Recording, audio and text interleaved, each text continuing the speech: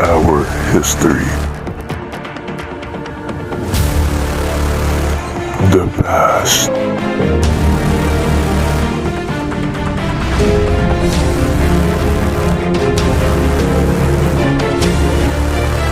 Will be.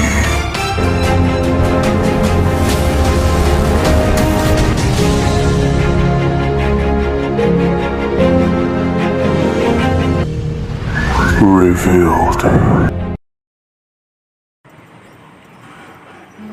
Our history covers a lot about our identity. Some are being unfolded, while others were still hiding in the dark, waiting to be revealed with a future generation. I am Alexander A. Sultan, together with my members, Burley John Garcia, Andrea Beatriz Catiga, Normie Devilio, and Zaira Pertiz. Let us discuss one of the controversies happened in the past, where our national hero, Dr. Jose Rizal, is included. This topic is the case of Hacienda de Calamba.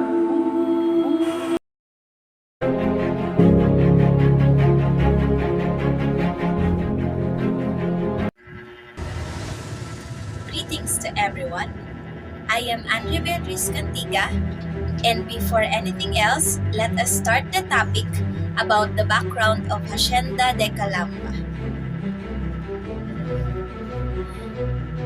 Unlike the sugar hacienda of Negros, which traced their beginnings to the second half of the 19th century, Hacienda de Calamba had the most longer and older history, and it is because of the conflicts of land dispute of Calamba. The land of the hacienda was 16,424 hectares, and only 2,000 hectares was cultivated by sugarcane and rice. And there was once an owner of Hacienda de Calamba before the Spanish government and the Dominicans had it, and he is Don Manuel Harugi, a layman in 17th century. Man sells the property and finally found a new interested buyer, which is a layman Spaniard who is Don Clemente de Asanza. Going back to Hacienda de Calamba, as then in truth shown, the ownership of Hacienda de Calamba was passed from one layman Spaniard to another, and in 759, its destitute owner has passed it over to the Jesuits in exchange to ride for a room in their monastery for the rest of his life. As the Jesuits were expelled from the Philippines and in Spanish government, the government confiscated the property. An inventory indicated that the bulk of the estates will remain uncultivated, while some of the portion of the area was used for pasture and for planting upland rice, and the other remained uncultivated. In 1843, an Englishman, with the backing of the Governor General, offered to buy the estate, but the Dominicans refused the offer.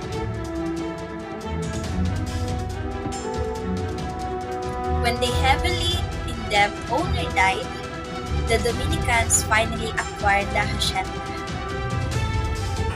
Now, we have to know how the system of hacienda works.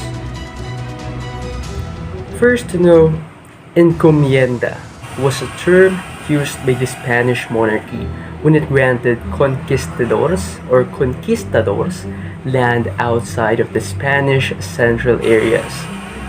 In terms of public standing, ownership of forced labor, and entitlement, encomienda argues that it is beneficial to encomienderos. Who are the encomienderos? They are the holders of an encomienda. Now, you sure are unfamiliar of the word conquistador. The word conquistador comes from Spanish and it means he who conquers. The conquistadors were those men who took up arms of those who conquer, subjugate, and convert native populations in the New World. Fun fact: the first documented European contact with the Philippines was made in 1521 by Ferdinand Magellan in his circumnavigation expedition, during which he was killed in the Battle of Mactan. 44 years later, a Spanish expedition led by Miguel Lopez de Legazpi began the Spanish conquest of the Philippines. When the government began to privatize land, many encomenderos began to hire a small permanent workforce to labor on the hacienda. The use of the hacienda to meet the expanding market needs of the Spanish population doomed the system dependent on extracting tribute from diminishing indigenous people.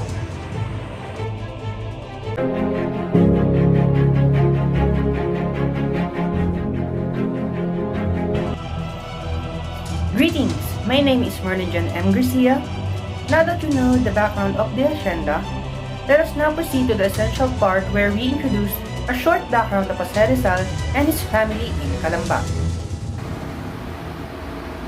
After years of studying in Europe, Jose Rizal went back to Calamba on August 1887.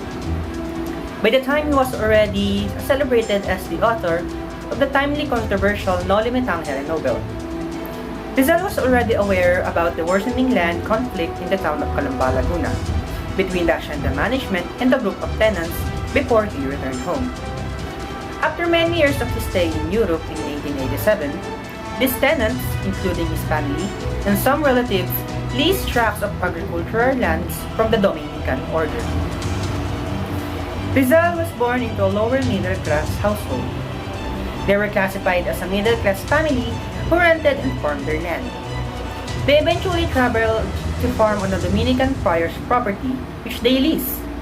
The Rizal family had changed their old trader's lifestyle in the town of Binyan by moving to Calamba, jumping at the chance to become tenants in the hacienda, something that many other trading families from the area were doing. Their agricultural leases were overseen by Pasiano Rizal, the second oldest. Despite the fact that they can afford to send their siblings to school, they do not lead a lavish lifestyle. Common historical misconception bothers the fact that the Mercado family was initially on good terms with the Dominicans, or at the least, with the lay brothers who administered the hacienda. Rizal's connection with the Dominicans began even after he was born.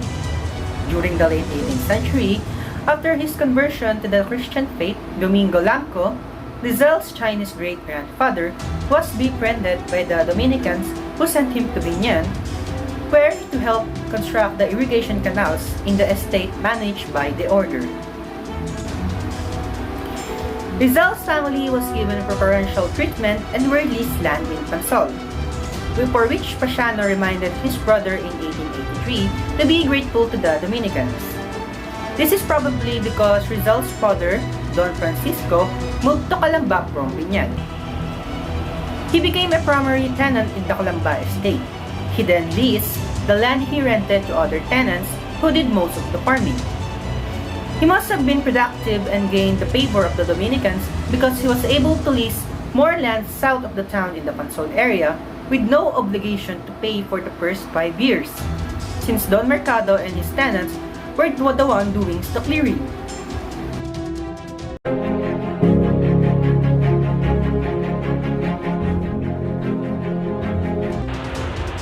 Pleasure to be here for everyone. I am Maria Kinzaira El Perdiz, and I will discuss the main problems of Hacienda de Calamba.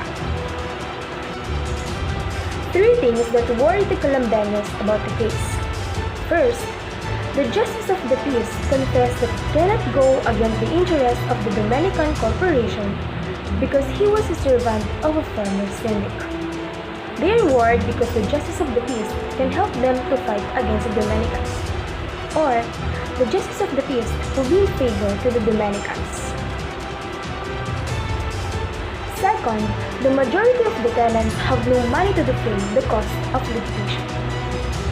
In the year 1886, to 1887, the tenants and subtenants agreed on 30 pesos rent for lands with 6 governors of city. But if the harvest were good, the administrators will increase the rent. The problem here is even though the harvest is poor, the administrators doesn't increase the rent. If the poor harvest or bad prices of crops caused tenants default to payments of the annual rent, they had to pay double the following year. How the tenants will have enough money if the Dominicans bury them in debt and still demand the fare of the annual rent? And third, word spread that if the tenants lose the case, they will be expelled, and their warehouse, sugar mills, and everything built on the ground will be demolished. The case of Don Francisco Rizal y Mercado was a representative case. Regarding the case of Don Francisco Rizal y Mercado, his family had already received notice of eviction before June 30, 1890. In general, the evictees were given time, at least 12 days, to gather their personal belongings, after which they ordered to abandon their houses. The Rizal family, however, was hoping the proof of appeal filed before the Tribunal Supremo in Madrid would be sufficient to temporarily suspend the evictions. Here, you can notice the involvement of Don Francisco in the related case. On August 21, 1889, Friar Gabriel Fernandez, administrator of Hacienda de Calamba, for and in behalf of the Corporación de Padres Dominicos de Filipinas, hereinafter Corporation, filed a formal petition to declare the estate rented and held by one Don Francisco Rizal y Mercado and his family vacant. The evictions proceeded on August 14, 1890. The Rizals were ordered to abandon their family home, and their furniture and other movables were removed and left on the street of the people to view. The spouses Francisco and Teodora Rizal y Mercado went to live with their daughter, Narcisa. To continue, I am Normie Arangues de Milio, and moving forward, the petition further prayed that the tenants will be evicted from the said land and tenements. The petition was filed before the Municipal Court of Calamba, Province of Laguna, presided by Don Procopio Pabalan, Justice of the Peace. Respondents insinuated that in year 1888, despite of prompt payment, they were deprived of their to be done. Consequently, respondents argued that there must be different bases for ownership and legal possessions of the said land. And since the petition was found on the ownership of the leased lands by the corporation, the respondents argued and said that the ownership must be proven by presenting the land title. All other tenants during that time were left undisturbed despite their failure to pay rents for at least 2 to 3 years. Respondents sought that the boundaries of the hacienda be defined so that all land can be declared free from rent and rents unjustly collected be returned. The petitioner pointed out that from the very beginning, it was a public knowledge that the lands in dispute, be it rice land or farmland, had been the property of the Corporación de Santissimo Rosario. Respondents replied that if in the past their fathers and forefathers acknowledged the domination of the corporation, it's all because of their ignorance or of the fatherly dealings of the past hacienda administrators. Further, respondents claim that ownership of the said lands cannot be established by mere acquiescence of the tenant, but by land titles. Furthermore, respondents now repudiated the corporation's ownership of the subject lands as well as the corporation's legal standing to sue in the instant case. On March 20, 1890, the municipal court dismissed the petition of the corporation. The court reasoned that for corporation's petition to prosper, it must first prove its ownership over the subject lands by simply showing its titles. And this condition was set under Section 1546 of the Law on Civil Trials. For your information, a civil case begins when a person or entity such as a corporation or a government claims that the another person or entity failed to carry out a legal duty. It usually involves private dispute between persons or organization. The failure of the petitioner to show the titles hampered the proper administrations of justice. After carefully considering sections 1546, 1561, 1563, and 1564 of the Law on Civil Procedure, the court ruled that the petition was unjustified.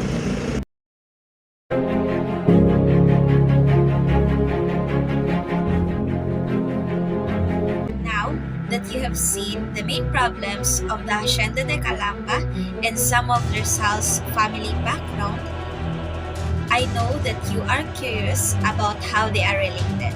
And today, let us proceed to the correlation of the Hacienda de Calamba case to the Rizal family. Aggrieved, the evictees immediately appealed the judgment before Audiencia Real in Manila. And since the appeal, Don Pasiano traveled to and for following up the cases in Laguna and Manila.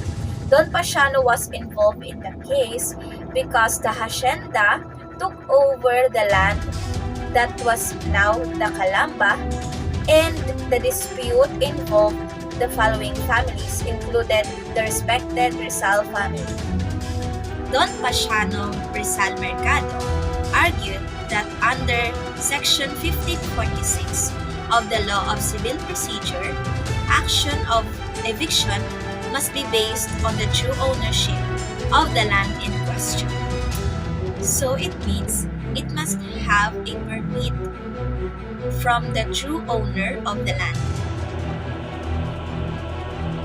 Thus, it was inevitable that land titles must be presented from the very start.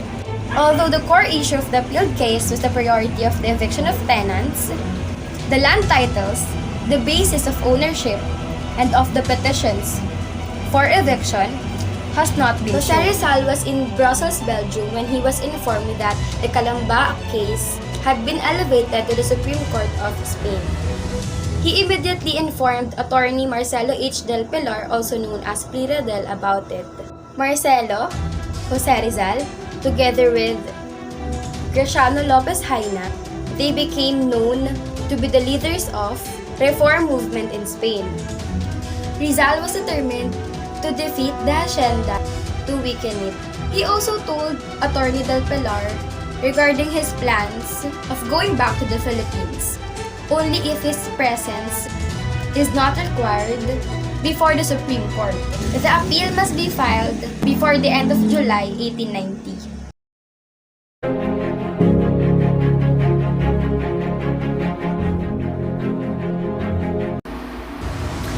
With the recent lessons in this topic, the ideas came up with the conclusion that first, the Calamba tenants had refused to pay the rent by February 1888.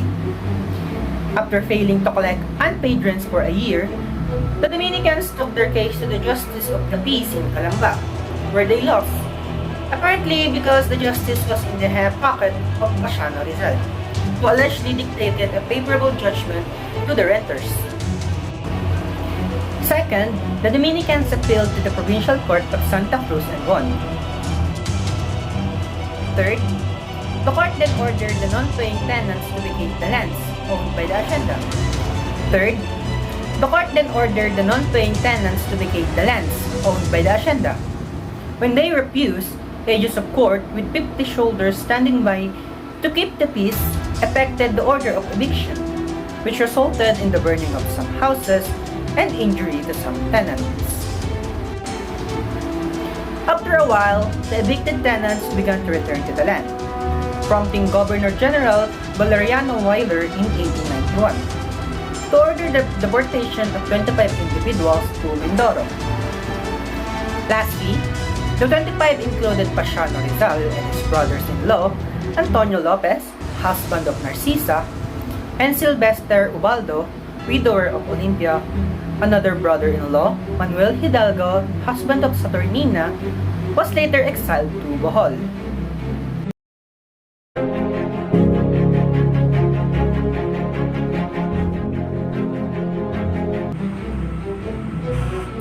After these conclusions, the reporters can also relate this event from the past and what we experience in the present era. History repeats itself. Let me make you think of this famous saying. Does it make you worry? By that means, the terror and inequality could be reunited.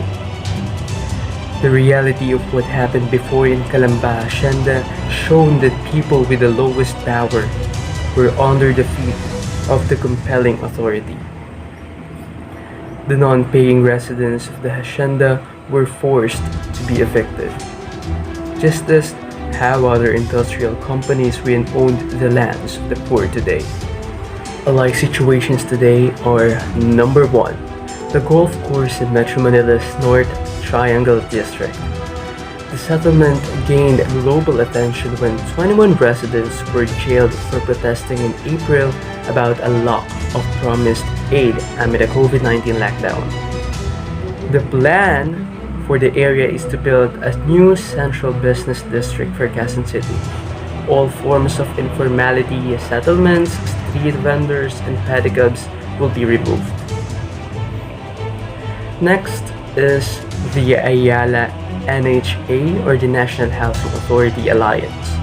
In 2009, the NHA signed a joint venture agreement with Ayala Land, a developer of shopping malls, residential compounds, and private cities. Over the past decade, the Ayala NHA Alliance has engaged in incremental coercive eviction. Homeowners are offered a small compensation. That package plus relocation to public rental housing if they demolish their house and clear and vacate the site. Lastly is the Philippine Railway in Cabuyao, Laguna. According to Urban Poor Associates, the affected families were forced to stay on the streets and put up makeshift tents on the road, without protection from the heat, rain, and the disease.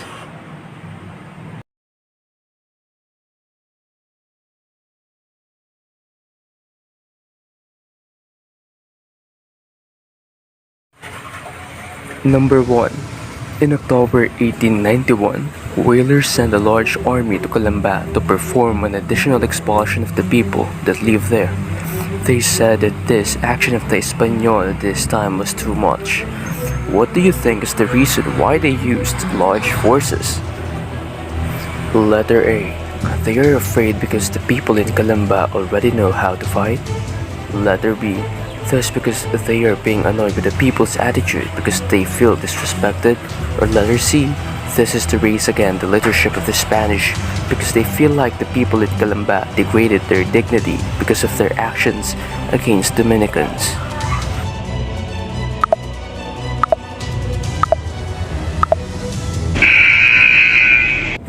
The correct answer is letter C. On August 1887, Rizal was already celebrated as the author of what book? A. El Filibusterismo, B. Durante at Laura, C. Nole Me Tangere.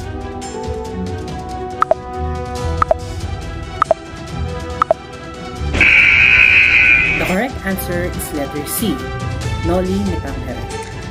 What are the reasons behind Rizal coming home to his hometown, Calamba, in early 1884?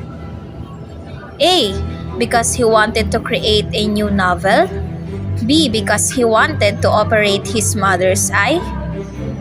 C. Because he cares about the financial difficulties in Calamba and he had a dissatisfaction with his studies in Madrid. D. A and B.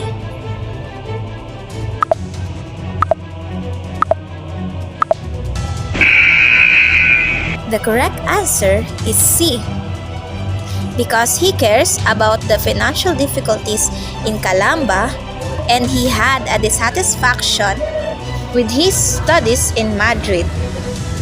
Who had a petition to the Governor General to remove the friars? A. Marcelo del Pilar, B. Jose Rizal, C. Don Manuel Warregui.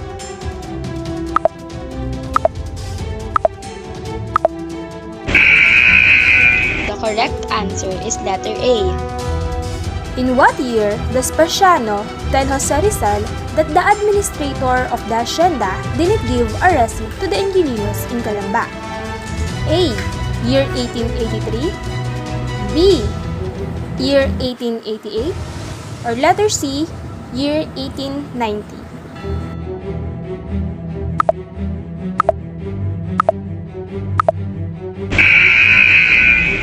The correct answer is letter A, year 1883.